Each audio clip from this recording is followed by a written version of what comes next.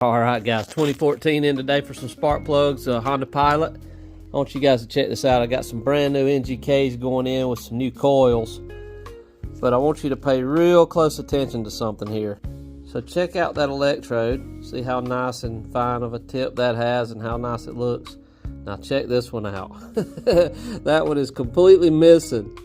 So I think this may be the original plug with 200K on it, and so this coil's bad in this cylinder here, number 3.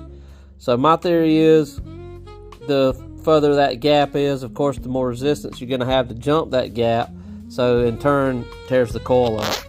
So you guys keep those plugs fresh. We do them at 100K here. I think Honda says 105, but all right, man, we'll see you on the next one. We'll get these guys back on the road here soon.